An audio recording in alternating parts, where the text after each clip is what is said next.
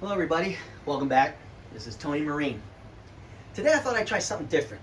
Something that you don't see every day and, oh wait a minute. Probably about 90% of my videos are filmed outside in natural light. What was I thinking? Anyway, moving on. So today I just wanted to talk about my Hot Toys Chris Taylor figure from the movie Platoon. MMS 135. This figure was released in 2010, so that makes this figure 14 years old. The character was played by Charlie Sheen, and I got this figure from Toys for Adults. So, and I just wanted to give a shout out to Fab's Figures for hooking us up with that company. And if it wasn't for them, well, I probably wouldn't have gotten them because I'm not gonna, wouldn't want to spend the amount of money that they're asking for this figure. Toys for Adults, I probably paid $20 over the asking price of the figure back, 14 years ago. So, I mean, they had to make a little bit of money, of course, but they are not out to rip you off. And so, I just want to give a shout out to Fab's Figures for introducing us or putting us in touch with that Toys for Adults. And that's where I got this figure from. I think they have some more, and they also have Sergeant Barnes. But I only got Chris Taylor because I wanted to put him alongside the Ujindou 173rd Airborne Brigade LRRP, Long Range Recon figure. And it's supposed to be Captain Willard from the 1979 movie Apocalypse Now. Now this character was played by Charlie Sheen's dad, Martin Sheen. This figure came from Giant Toys. And for the few people who watch my videos, yes, I try to pair up my figures in my collection. Again, not a completionist, just I like to, pair the figures up. That's how I collect.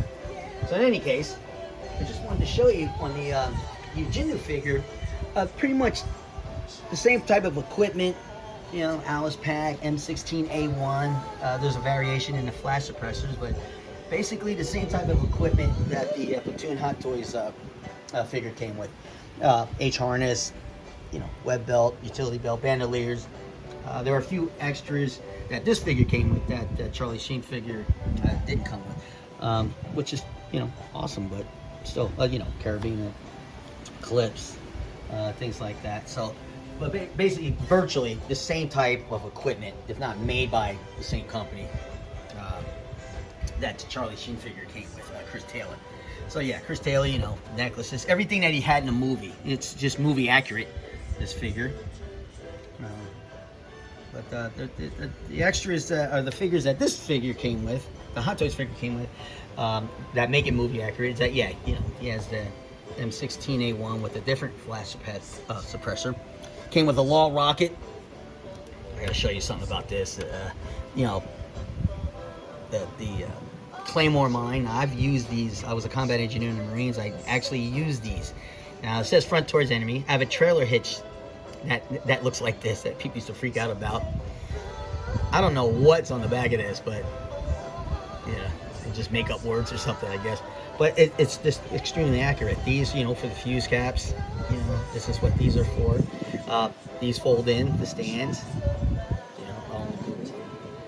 So basically they fold in like that. It's just such a detailed figure. Also have to show you this. This is the M7 bandolier for the or carrying case for the Claymore mine and the igniters wiring. So, but look at the instructions on this. It's exactly like the real thing. Again, 14 years ago they were that detailed, Hot Toys. So yeah, basically that's what we carried these in. Gosh, it's, just check it out. Look at the rocket, has a rocket, his E-tool, things like that he, again, made it movie accurate. But I have to show you something. So yeah, this is the M7 bandolier. It also came with the, this is an M18 Claymore mine. The M57 firing device, which is that's what Chris Taylor had to click 3 times to get enough voltage to set off the fuses. And this is the launch wire with the shorting plug. And actually the shorting plug goes into the top of that Claymore mine that I showed you. So I thought that was badass. But I wanted to show you something that I had a Sergeant Bakra. That was our platoon leader. He was a Vietnam vet when I was in. And he would always, when we fired these out in the field or, whenever, we had an upcoming conflict, he would yell at us to get into the habit of throwing these launch tubes away. And the reason being, I got to show you this, is because after you fire these things, basically you just throw them away. They're useless. But I didn't know on this one, and it's just, look at that.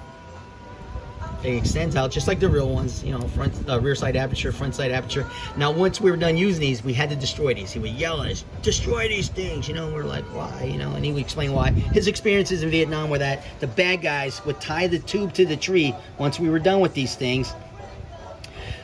This flap right here, I'll put this in just to show you. This flap would go back in. They would, you know, put a string, like a stick or something, tie a thin wire, you know, across the path, you know, that the good guys were traveling in, and they would take a grenade, pull the pin out, but leave the spoon in, and then put it in the tube. Now, once the Prick 77 operators, the radio operators, would walk by, he'd also yell at them too, because he would make them fold in their antennas. The antenna, if they were extended, would hit the wire, release this flap, and their grenade would slide through, and it would release the spoon. Of the grenade, and it would go off, and of course, you know, cause some damage there. So that was something. Every time I see these things, I think of Sergeant Blocker. He probably saved a lot of our lives, but we never really used our wall rockets in any conflicts that were going on back then, or, you know, Grenada and Beirut and stuff like that. So lucky us. Again, I just wanted to show you this figure. Also, the things in the video, other videos that would irritate me was that some of the guys would always put, they didn't have the helmet on right, or it didn't look natural, you know. So, oh, also look at the detail in the helmet. Isn't that something?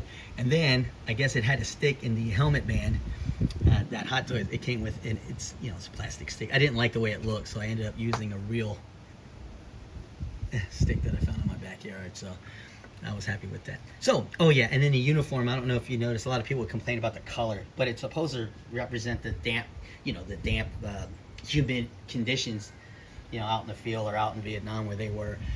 And yeah, it's just, it looks wet and damp, so that's the reason for that. So I'm going to show you, yeah, this is what I did to make the helmet look, yeah, natural, is that I would take the bandana off and the hairpiece on. And the cats in the videos would try to put the helmet on over the bandana or over the matted, there's another matted hairpiece that comes with this figure. But yeah, look at the likeness. Gosh, it's amazing. So, and this was the matted hairpiece that people would always try to put put the helmet over. It just, I didn't, oh gosh, I would like yell at the computer screen going, you putting it on? In any case, that's just me. So again, yeah, just wanted to highlight this figure. I'm glad I got it. I had to have him next to his dad from the movie Apocalypse Now. So I just appreciate you guys stopping by. Leave a comment if you like. If I got anything wrong, you know, let me know. Or, you know, if you have a question, I'll try to answer it. But I just appreciate you guys stopping by. Hit the like and subscribe if you want. Step 5. Hoorah!